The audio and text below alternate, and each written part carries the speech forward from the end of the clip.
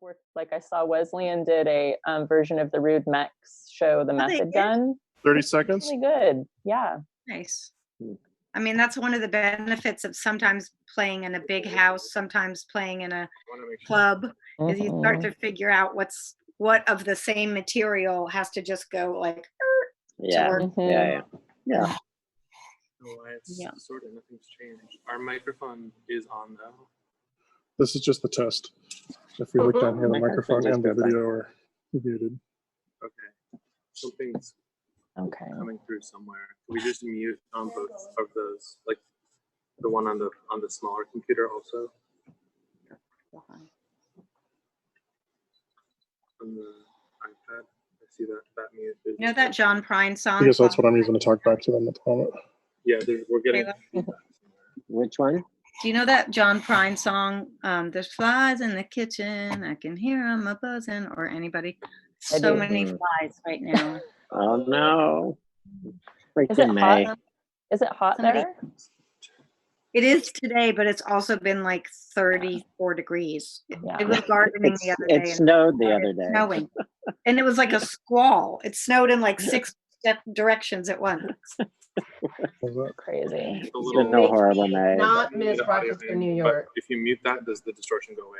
I went to school in Rochester, so so snow in May is not a weird thing to me.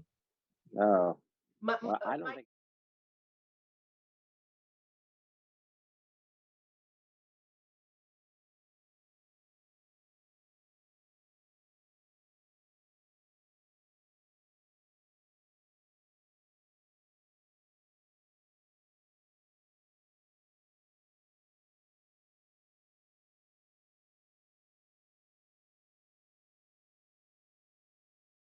I'm supposed to be in Singapore today. Oh, For the Singapore Festival. what piece was going to be there, Taylor?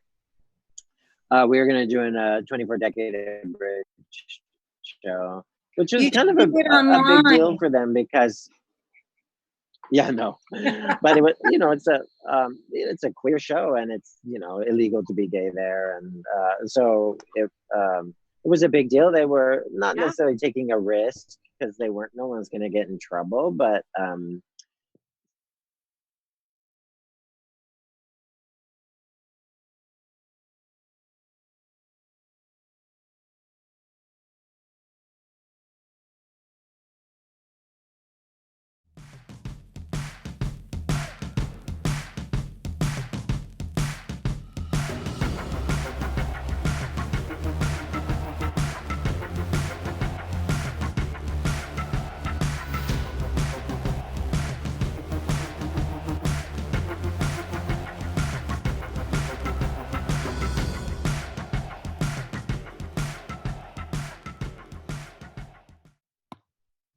Hi, we are live.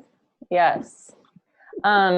Welcome. My name is Erin Boberg Doughton. I'm one of the artistic directors at PICA, and I'm joined here by some wonderful artists, Taylor Mack, Adrienne Truscott, and Ganesan. And I just want to thank them for joining us here today. We're here to talk about artists helping artists, and we've already been chatting a little bit as one does before a panel. But I'd love if you could just each introduce yourselves and let us know who you are as an artist first. And then we'll move on to talk a little bit about the work that you're doing specifically to help fellow artists during this time. You want to start, Taylor? Oh, sure. First off, I'm in a gazebo outside. It's the only place I have Wi-Fi. So if I ever mute, it's because there's wind and I'm trying to save you all. But my name is Taylor Mack. I'm a playwright and a performance artist and an actor. And I just call myself a theater artist because I think it's all theater. I know many people who would argue with me about that, but I think it's all theater. So that's what I am. And what was that it? Oh, my gender pronoun is Judy. I guess that's it. Yeah. Is there something else that I was supposed to say? That's a great start. Okay, And Adrienne? Hi, my name's Adrienne. My pronouns are she, her. I make mostly live performances. Sometimes they're text-based, sometimes they're music-based or character-driven. I call myself a performance maker, Taylor, which is the same thing and also different. Yeah, well, I feel like I change it every time I write a bio, but it seems to be my priority is making things that are performed in front of live audiences, and I'll take a live audience anywhere I can find it, on the street, in a club, in a theater, even on a cruise ship once. Sorry. Well, I wonder if that'll ever happen again. Never. Never. I hope I would not get on a cruise ship for love or money. And Suba? Thanks for having me. And my name is Suba, she, her, and I live and work in Portland. My artistic foundation is in a classical Indian dance form called Bharatanatyam. And I perform, I create work, and I also teach the young people, and work with a lot of the traditional vocabulary and do as much disruption as I can in the system, both dance and life. Yeah. Yes, thank you, Suba. So our reason kind of of gathering all of you here together today is that, of course, Pica is also made up of artists who are on, people on our staff, people who wear many hats, artists in our community. And we're all thinking about how we can help each other during this time. So as we're looking, for examples of that, both, all of you are working in some way to work really quickly to help get some support directly to fellow artists. And I've just been so impressed by your creativity and your speed and your ability to use your networks and your resources, an extension of the practice of care that you've already established, as part of your ongoing practice as artists, as community members. So just to leap into that, maybe you can tell us a little bit more about the effort that you're doing now. Do you want to start, Suba, with your Portland Relief Fund?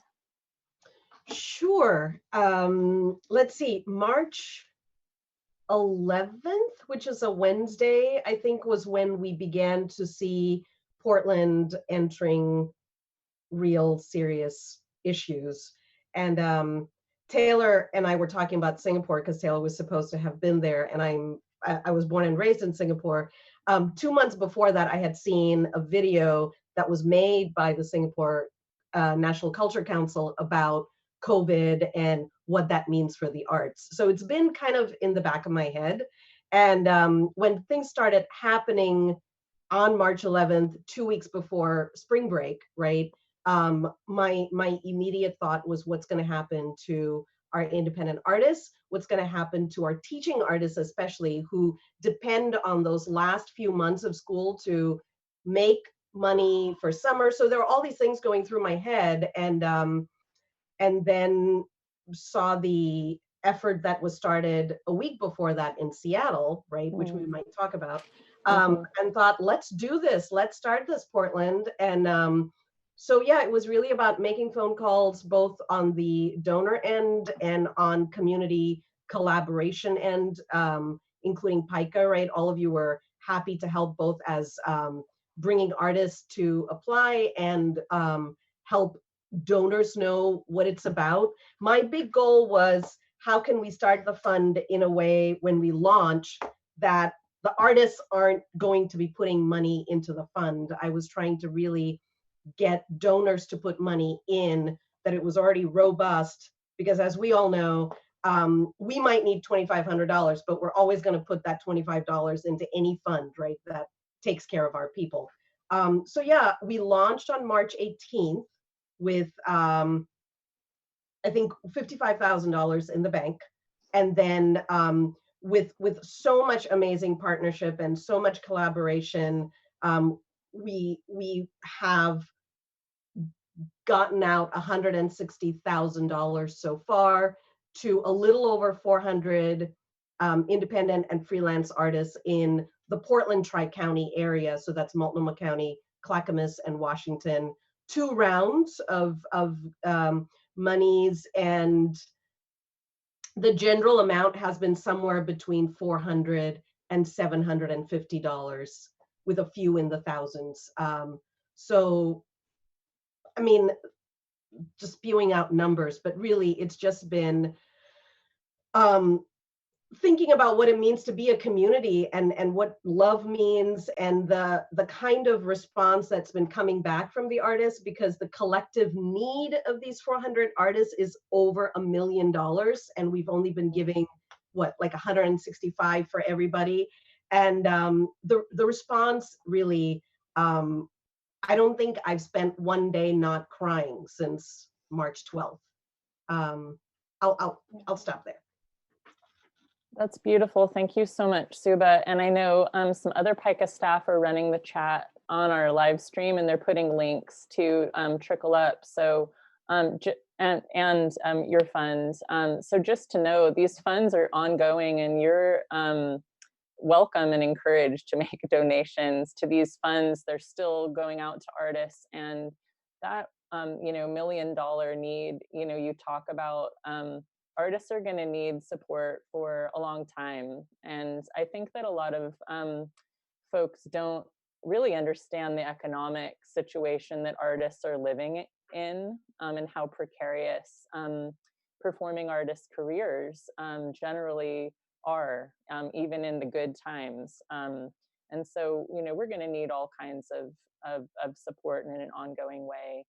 But thank you so much, Suba, for everything you've done, and you continue to do. We're here to support you too. I just have to remember to, sorry, Erin, I do want to say that the person who has worked closely with me is Kim Stafford. Yes.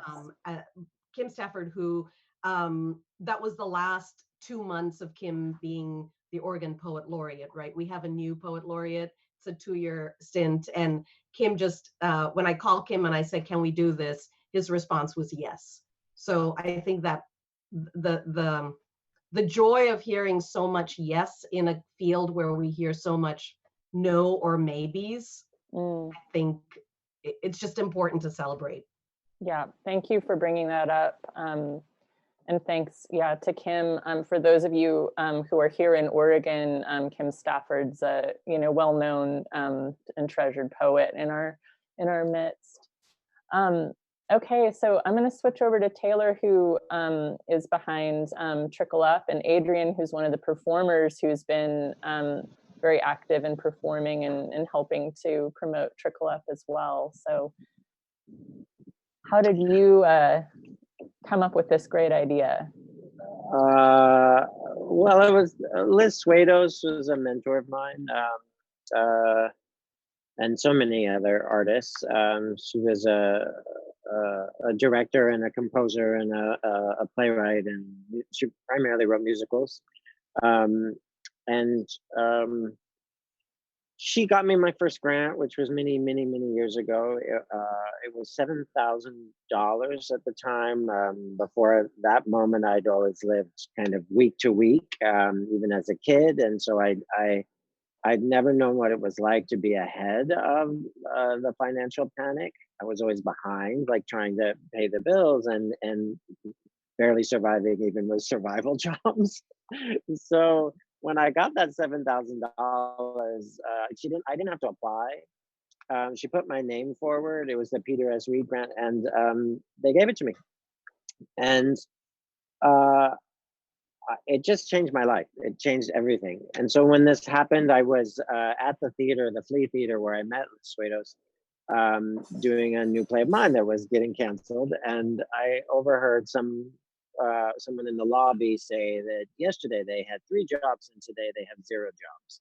And it kind of like brought me back to that time when it was just you're just always desperate. And I just wanted to, I just wanted to do something and kind of model it on the way that Liz had done it for me, because that really just changed everything. Because if I had applied, I wouldn't have gotten the grant. I needed somebody who knew me in a grassroots activist way to be like this person.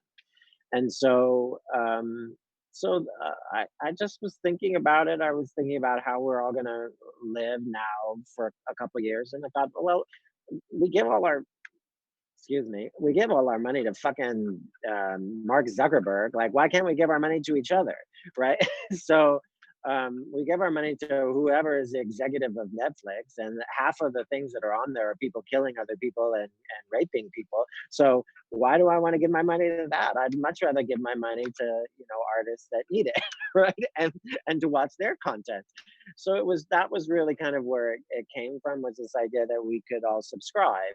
And people would pay what they're paying to Netflix, And so I got together with Kristen Martin from the Hero Arts Center, who is the HEART program has always been kind of this grassroots activist, I always think of it that way, organization that is helping support artists. And also the Flea, because that's where I was with Nigel Smith at the Flea, and New Dramatists, and it also helps so many people. Emily Morris from New Dramatists, and Blake Ziddell, who donated press for us, and this guy Todd Wolforth, who did our graphics and put the site together all in 2 days, really fast. And Morgan Jeunesse, who's been helping us with dramaturgy, and my assistant Willow Fulmar, who's just been kick-ass and done like most of the work. And we just like started asking people to help, and one of the great things about making it grassroots is we could go to the community. Everybody knew somebody to ask for help, and everyone was game to do it. And we managed to pull it all together in a week. And I mean, the wonderful thing is we haven't actually raised that much money. We've only raised $30,000 so far. But the wonderful thing about the subscription model is every month it re-ups. So so as our numbers and subscribers go up, we're able to help more artists faster. But at the same time, within a year's time, right now, I think we've got $14,000 a month that's coming in right now, and that number keeps going up. So potentially, it's just going to get better and better. Our goal is to give $10,000 commissions every month. That's what we're shooting for. Right now we're more like 2 every month, depending on donations and things. Yeah, but it's really been remarkable. It's been an extraordinary trip. Yeah. And Adrienne has been one of our donating artists, and is getting the word out. And I think of it more of it as a giant devised art piece, because everybody is making it all together, including the content. So that's fun. Yeah, Adrienne, I'd love to hear about your perspective, being one of the artists who's putting content out there and helping other artists through Truscott. Sure, yeah. For context, I was in Australia, finally in the room with a creative team and my collaborator, Le Gâteau Chocolat, on a piece we'd been planning for 2 years that was like in the barrel, and we were working like so hard and deep and fast on a really scary piece. And then, it was over. And I, most of the time, am working like in development, about to open. Like, I work really fast and a lot. So by the end of the week that I realized I should fly home while I still could, I had lost a year's work, because all of the work I had was in a theater. And so send the home. And one of the I guess the first thing that landed in my mailbox that was something other than panic or bad news was an invitation from Taylor with the explanation of it. And I do not think of myself as a good business person, but like the clarity of the math and the model spoke to me so immediately that it was like absolutely an achievable, sustainable model, that was amazing to have had such a brainchild so quickly in this moment, and also seemed to me something that could be ongoing. And I also felt like the ask was very aware of not over asking for like too much labor, free labor from the artist. The model was also getting to nominate somebody in your community. So it felt like the pool was, the pool of nominated artists to receive it was limited. So there was a little more sense of community in that to me. There was this sort of one-to-one, hoping that you could gift this person at least this chance to be available for these funds, and that the offer to contribute so wide ranging and casual, and the combination of the breadth of types of performance and performing artists, from playwrights to cabaret to drag to all these different things who were included, and the generosity of the invitation, which was like, you could read something on your cell phone, like it can be whatever you want. So I felt like there was a real awareness of like, not in this moment of artists losing everything, asking even more from them. It just felt like a really sensible, generous invitation. And it's also continuing to be, to me, a really lovely place to keep putting, like the initial ask was like, just do this. If you want to do more, great, but all we're asking is this. And also since then, it's been sort of in my brain of like where to do things right now, because I feel like there's a wonderful seriousness about how all of those artists work, but there's a real casualness to the invitation and the sort of work in progress. I just had an idea that is allowed to go there. And the other thing I think is really, I feel like personally the way I've survived is with a sort of anti-infrastructure stance. And I feel really fleet-footed. I'm frequently creating like spontaneous infrastructures. Like if I get asked to do this show and I know that that flight is paid for, I start booking gigs based on that initial flight. I mean, when I've wanted to do new work at a fringe festival, I've gotten into group shows who I know are going to, where I'm doing like some goofy drag number for 5 minutes, but I know they're doing my flight, my accommodation, and I'm getting a salary. So I won't lose money by self-producing my other show. It means I do 2 or 3 shows a day sometimes. But I feel like that fleet-footedness allows me to mostly do what I choose and want to do and survive, still paycheck to paycheck for sure. And who knows what the next year looks like.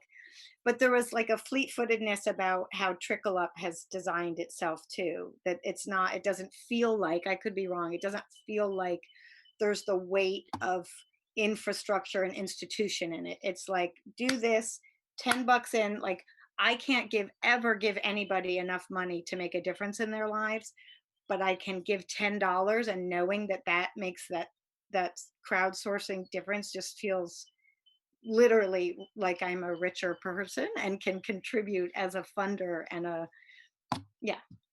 so that's one of the formal things that I've been doing. And then outside of that, I've been doing some like remote sort of piece doulaing or dramaturging on the basis that at some point, if they have money, we will discuss how much time and labor has been spent. But just to keep myself from going bonkers, I've been doing that, and just trying to be really selective about how hard I hustle right now, because I also felt like the first thing I did was like, well, I'm sleeping.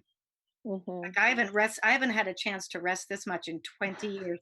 You've got to be kidding me if you think I'm going to figure out in the next 2 days how to hustle my shit online. No way. I was like, I'm sleeping. Mm-hmm. Then I got real sick with the virus, and then I got better. And now I feel like in a very manageable place to help out. I'm so glad to hear that, and that you got that rest and that you got better. Yeah. I didn't know that part of your story.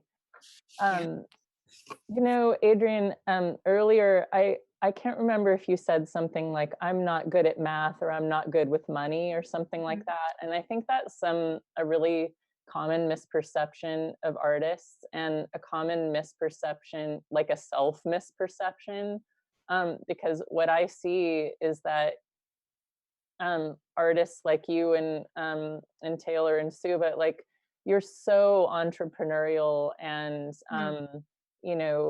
resilient and able to keep going under any circumstances. And I think that yeah, maybe it doesn't make sense economically, but look what you're doing. I think it's incredible what artists are doing inside this capitalist system that doesn't reward actually the kind of labor that you do, that we all do together. And so I think one of the things that gets me through my days when I get in the doom and gloom spiral is to look out and to see artists like you working. And it also helps me personally, and I heard you say it too, to put in that $10, because it can seem overwhelming that you can't help, right? But if you can give $10 or $50, or even just watch somebody's video and give them a thank you, it can, I mean, for me, it can change my day. Like, just, hey, I contributed, and being part of that community is important. So thank you, for doing that. And I see Suba, I see a lot of snaps and nods, coming from Suba and Taylor too. Well, I was just going to say, it's like one of the fun things about that particularly is that you get to be an investor in the artist's life, but also just in your community. And so I don't know that even though it's still capitalism, it feels like it's finding its way away from that. It feels like instead of it's sharing, it just feels more like share, it's instead of, it feels more like a gift economy instead of profit capitalism. Yeah. Suba, did you have a response? Oh, sorry, go ahead, Adrienne. Well, I was just going to say, I hear what you're saying about not being good with money. And part of it is I always feel like the way I make my art life work is like a grift. It feels like just the right side of criminality, or that the mechanisms of succeeding and making, the minute I see this opportunity, I see 3 others. I sometimes feel slightly seedy about, because it does feel like it's a little bit of a grift. I don't steal, but I'm a fucking opportunist because you have to be. You have to be. The government doesn't pay artists. You have to figure out you have to. Yeah. And so I do think I do think I have a native intelligence about surviving in the economy I exist in. What I don't have is getting myself out of that economy to another one, unless I choose, that's what when I say I'm not great with money. But I think also from being a maker, I can recognize a smart structure. Yes. Yeah. I think maybe the thing that's least capitalistic about us is that we're honest, and one of the things that I, the trillion things that I cry about, one of them was the second group of folks when they got letters. A lot, at least 4, I believe, applicants who received grants wrote back and said, you know what, in the last month, I have gotten some help.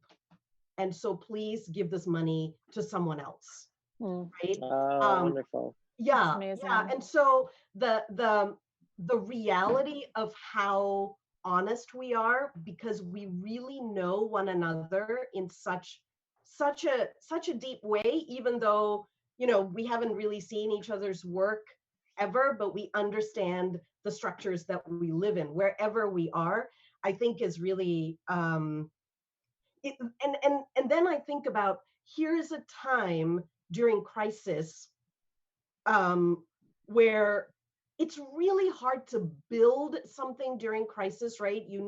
It's better to have structures before and then you tighten them to elevate things. But I wonder if we can use this time to really make visible how entrepreneurial, how innovative, you know, how research development, how R&D, our community of independent artists we really are, you know, we can build visibility. We can really show how honest and how real and how much we can create resources. Sometimes it feels like out of magic, right? We can create resources. So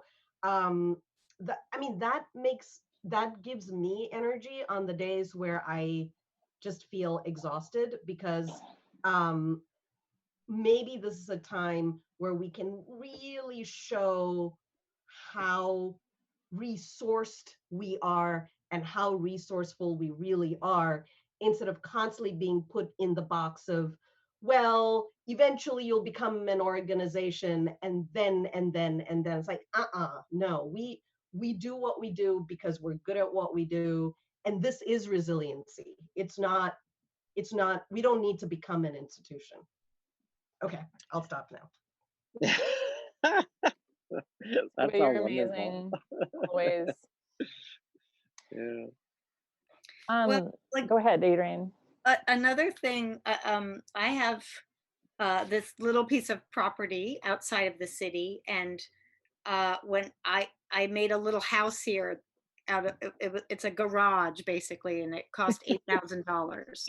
But it looks And- so good. I've seen the photos. It's so good. It's so well designed. My partner and I, who's also like an artist and also a very handy person, you know, we just made this little place, and our dream has been to have other little outcropped buildings and eventually a bigger building, and to have some kind of residency thing here, which I don't have the wherewithal or the scope to make it an institution, but I feel like I really understand how to make it happen.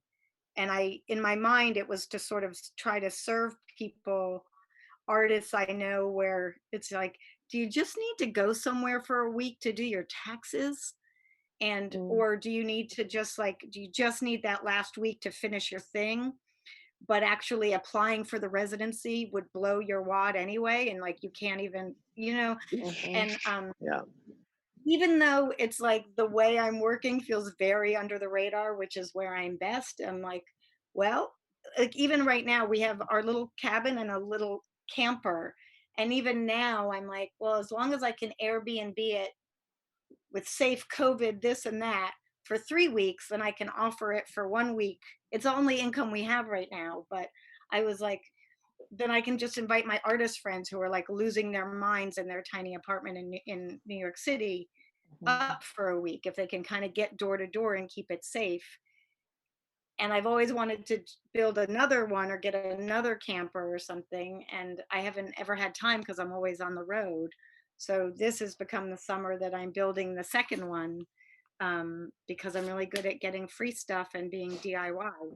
And it's kind of like, if I get this shit up by June, then I can rent it for $50 a night or make it another place for our friends to come. So, you know, I feel like I rested, and then I got into like, okay, start making a list every day, because I'm probably the way I usually define myself, which is traveling, being on stage, being on tour, I don't think is going to be true for a year. Yeah.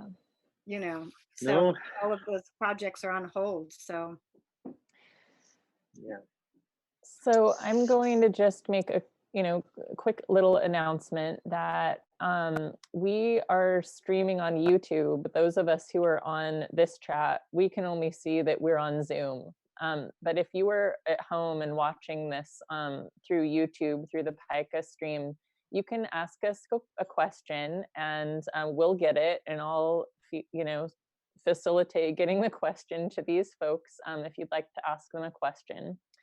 And we'll only go on for about maybe 10 more minutes, because I think that the Zoom fatigue hits in around 45 minutes or an hour, and then it kind of ruins the rest of your day. So, but I have one question for you all.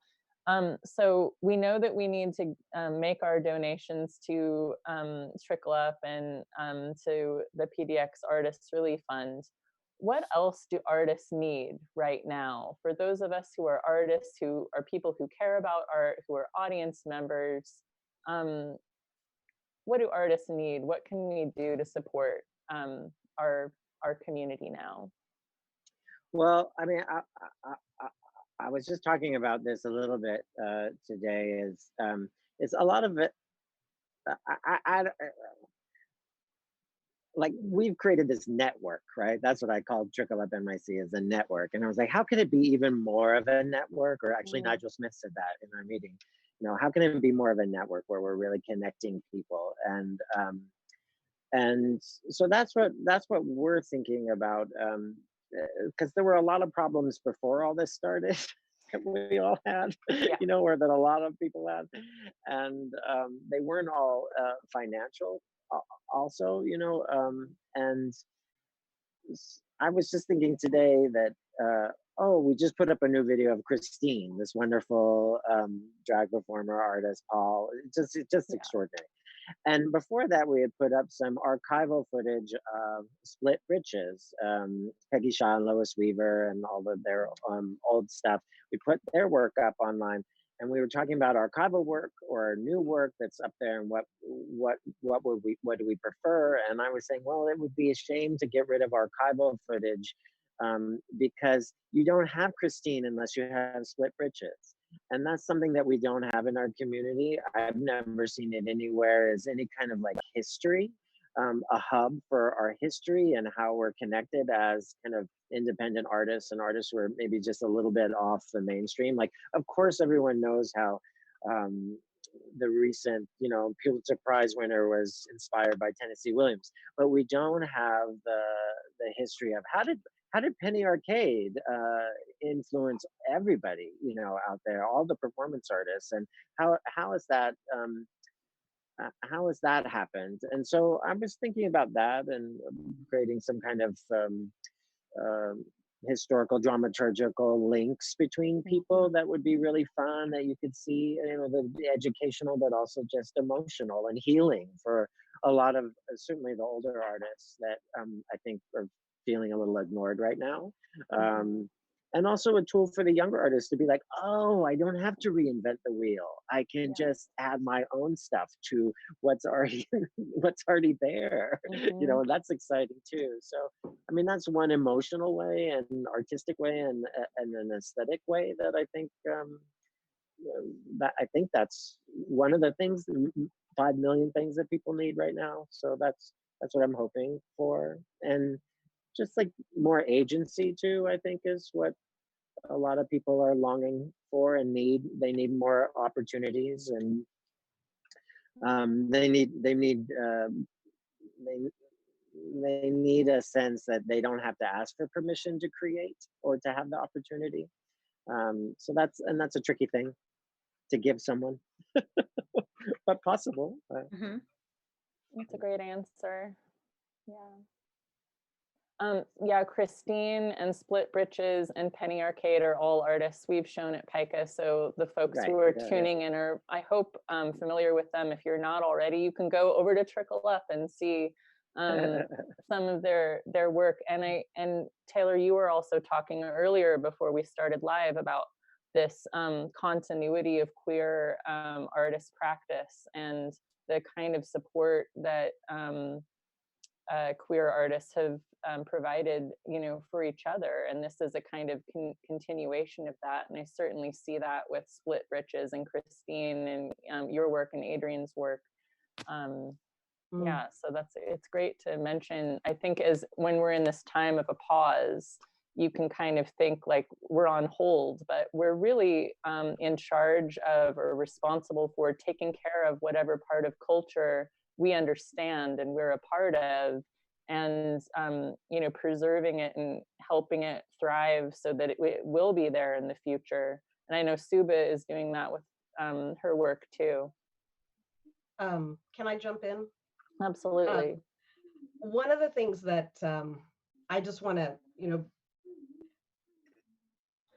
we're artists, we're performers, but the thing that I think many of us would love to see is for the recognition that we're also humans, and there is fear and there is sorrow in different ways that are manifesting in all of our lives. And I think the thing that I hear a lot or talk a lot with people about is a lot of surveys are being done right now. You know, there's a lot of datafication of our current situation. And I appreciate it. And I know these things are super important for larger things. But the thing is, we have stories and we're storytellers, no matter what medium we are. So I've started to have a little bit of a knee-jerk reaction to how are we going to save arts and culture? How are we going to take care of it? I'm like, no, take care of the humans first, you know, take care of the humans, because we're not just making art, we are humans.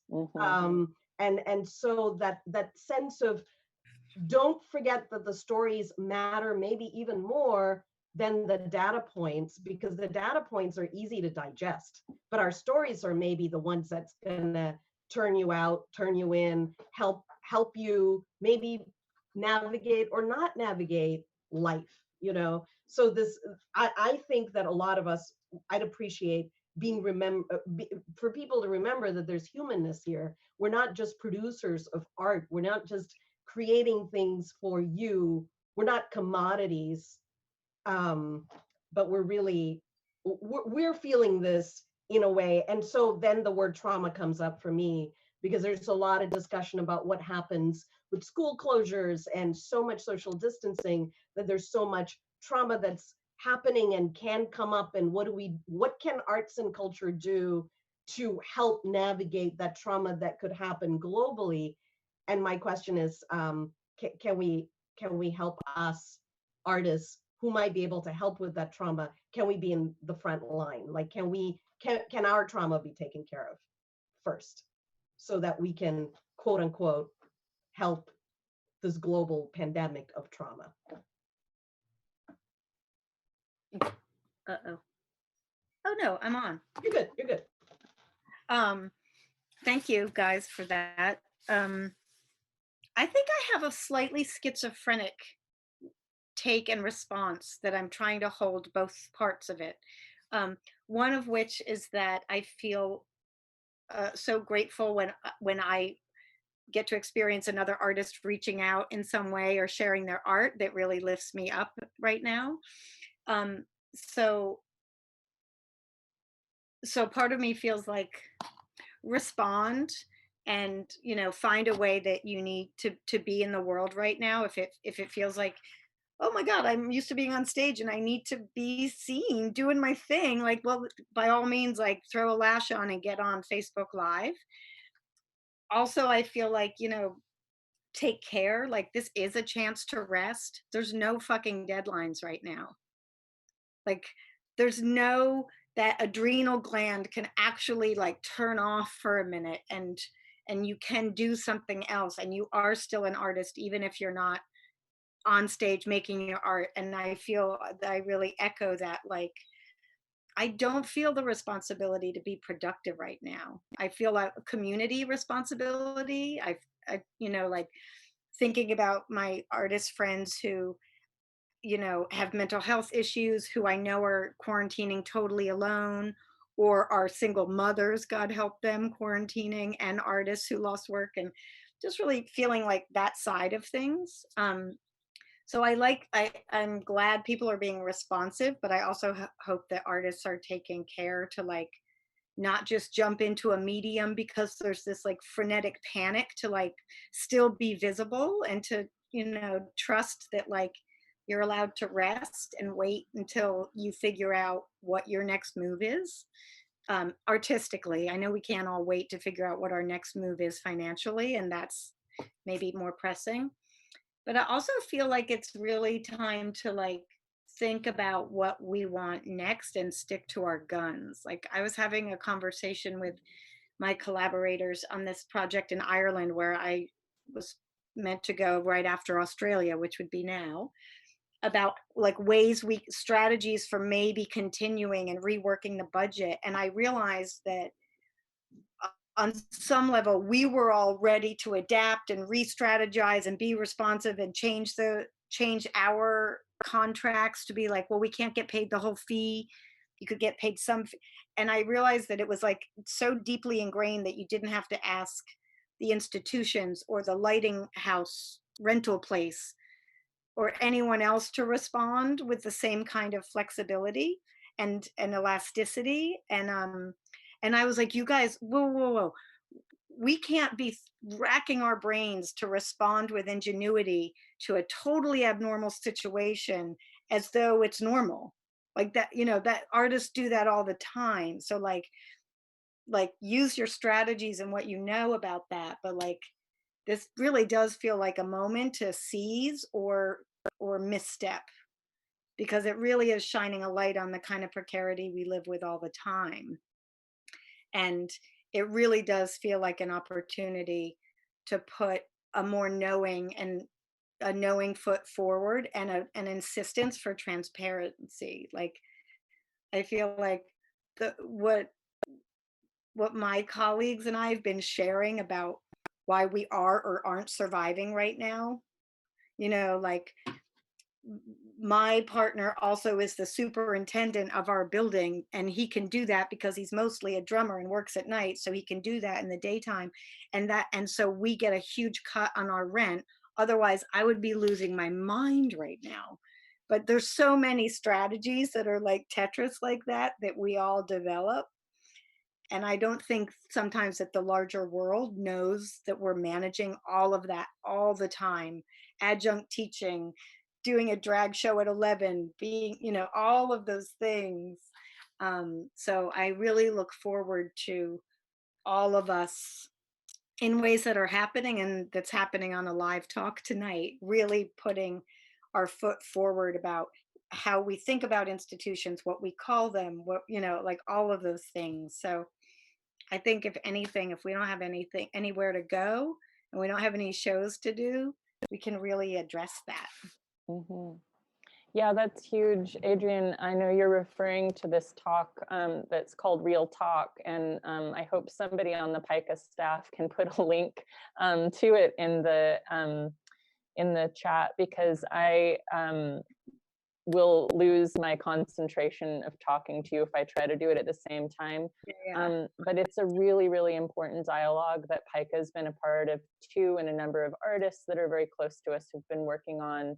And it's really about how can we have an artist-led, you know, dialogue that is about sharing those real stories about the conditions that artists have been working on, and then equities that are have been in our system, the power dynamics between institutions and artists that need to be changed.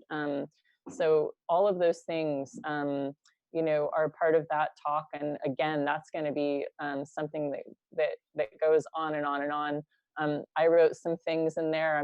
Roya's going to be writing into. We're all involved in that, and I think it's so important, really, as you've said too, to not assume that that going back to normal is okay, because the normal wasn't okay for artists and for so many of other people in our society. We could go on and on and on talking about that, but you can do that later if you want to come and tune in with us.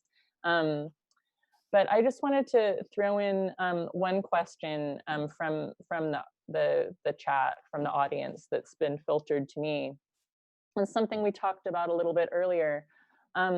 What are you as artists thinking about as your own practice in the immediate and the long term? We've been talking about this a little bit, but I think a lot of people, we have about 50 people tuned in right now, which is similar to what we would have for a public talk at PICA. So it's really great for us to see with this experiment that our audience is showing up, and they're curious, and they always want to hear about your art. What are you making? What are you working on? Or what are you not? You just sleeping? That's okay too.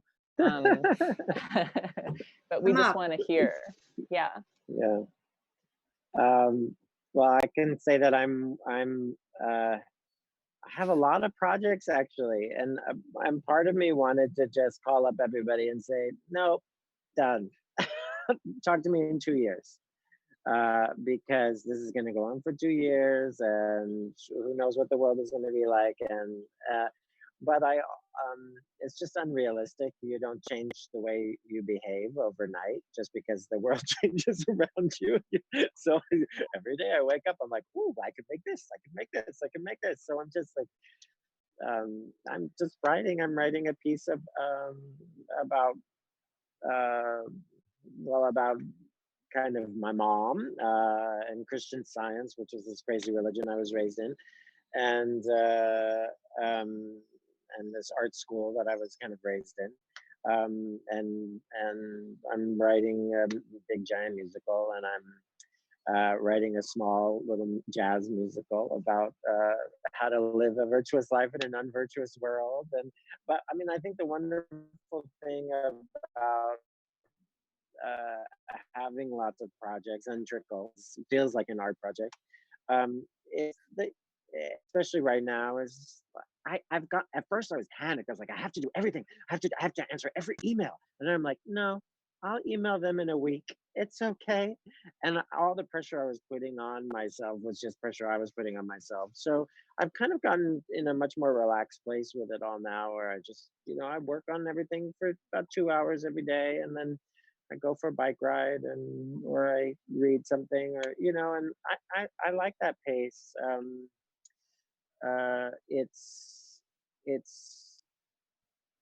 It's challenging to grapple with the notion of privilege within that.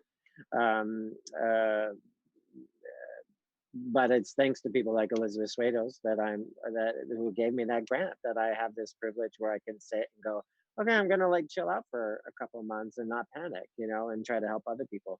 So yeah, that's the wonderful thing I'll just say about Trickle too, is though, we've given 3 $10,000 commissions to 3 artists who were in really real need, and but they have $10,000 now, so I know an artist can stretch. I know these artists can stretch that money, so they're going to be okay for at least 6 months, if not a year, right? And that's something to take that panic away from somebody, but also just they're already helping other people. I mean, you kind of want to say, hold on, just be careful, but that's how it works, and so it's beautiful. That's all I have to say.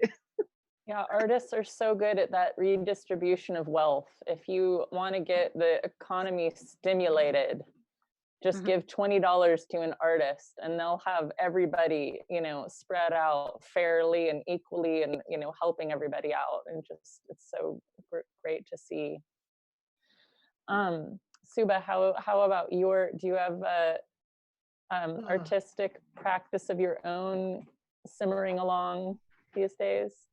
Yeah, well, I mean, I think I'm just a sum of all my parts. I feel like running the venue and figuring out what it means to have a performance and rehearsal space that was cool because it was intimate, and it's not going to be so cool because it's an intimate space, so there's that part of the rewriting the 50th scenario that I came up with at 3 a.m. artistic practice that's there. I'm writing because I've been thinking a lot about power and leadership and relationships. So I'm writing about it. If there's movement that comes out, great. I did a piece on listening to silence with a collaborator in January. So that wasn't very far away. So it just kind of carries along. I'm doing a lot of reading. There's a lot of old texts, not old books, that I always go back to get inspiration. And instead of just looking at the index and trying to figure out where the inspiration is, I can actually start reading it from the beginning and keep, moving through it. So that's been nice. But I think it's more really about the artistic practice of being able to nurture my heart with other people's hearts. And I nap every day. So nap, the sadhana of nap, which I have had several mentors in my life say, this is really important. I'm like, oh yeah. So I think I'm going to keep this napping business post whatever we're posting into. It's really quite awesome. And I'm not a power napper. I'm like a solid 1 hour napper. So I get like 2 days in one day. Yeah. So it's really a lot of allowing the feelings to move into whatever art comes along. I don't draw. So visual is really not, this is only for hand gestures or writing. So yeah, and just allowing things to bubble up, because whatever project comes along. Thank you. That's beautiful. How about Adrienne? Hey, Oh yeah, go can I ahead. just say one quick thing before? Of course. Just something that I just thought of that I didn't want to forget to say is that you asked what artists need right now, and I was thinking along the lines of financial support for people.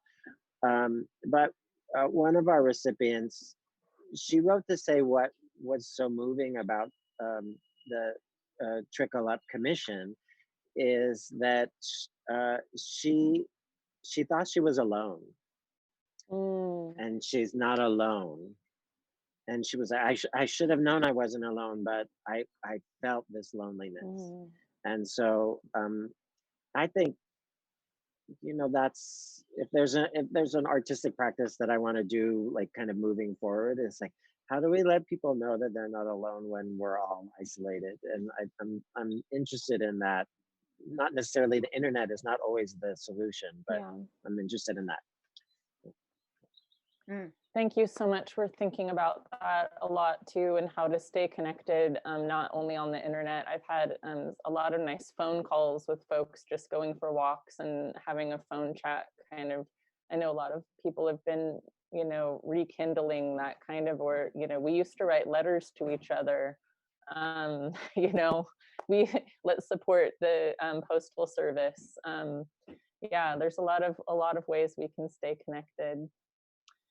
But Adrienne, just maybe you get to have the last word about your artistic practice, whatever that means. You were talking about an agrarian lifestyle that was pretty interesting. I swear I am on some neo-agrarian schedule that's like a farmer's almanac. Like I check my mother's someone who's told me for years, it's going to snow next week.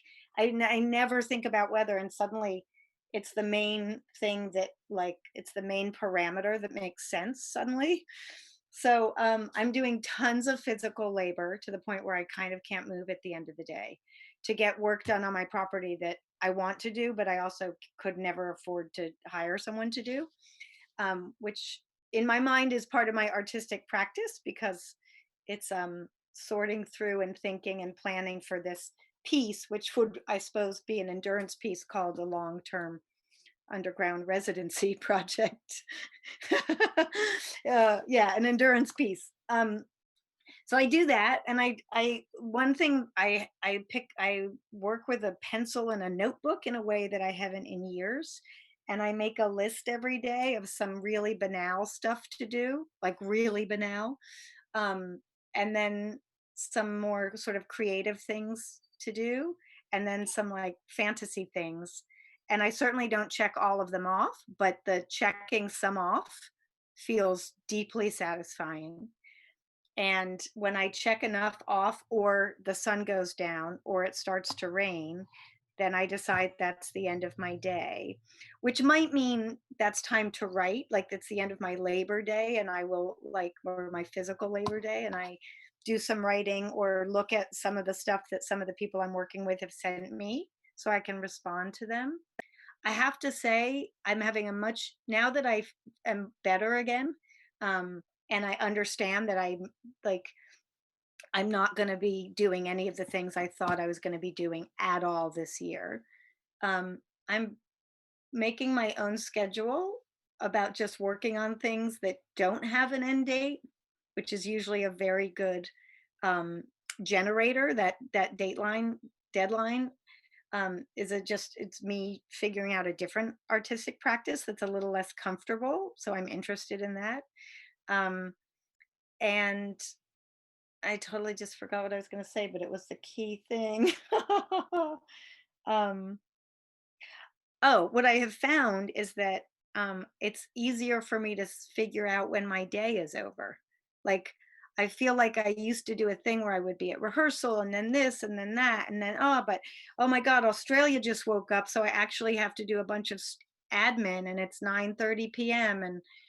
And right now I feel like I'm a little bit of a more elegant companion for my partner, and just being in the house with a bit of a like, I'm done for the day. It's okay. And it's okay to just read for pleasure, or just watch something for pleasure. I'm not doing something I was supposed to be doing. I have a couple of Zoom rehearsals that I do with the ongoing projects that have been postponed.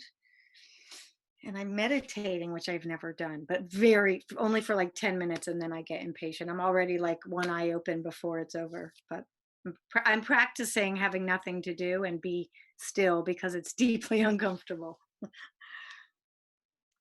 I think that's a great note to end on. Adrienne, I just want to say yes to pleasure, yes to not knowing. Those are great things I picked up from your last few words. And thank you really to all of you for being here, and being connected, and to sharing your work and your practice with us. And I know all of us will have other conversations when you have time about your work, and we hope to see you at PICA in person one of these days again. And to all of our people on YouTube who are tuning in, thank you for being here too. And we'll see you again, hopefully over the next couple days on pica.stream for Beyond Now. And check out our website and Instagram and Facebook and all the things. We'll be connected. Thank you. Thanks, guys. Thank you. Nice to Bye, see you all. everybody. Yeah. Bye-bye. Bye.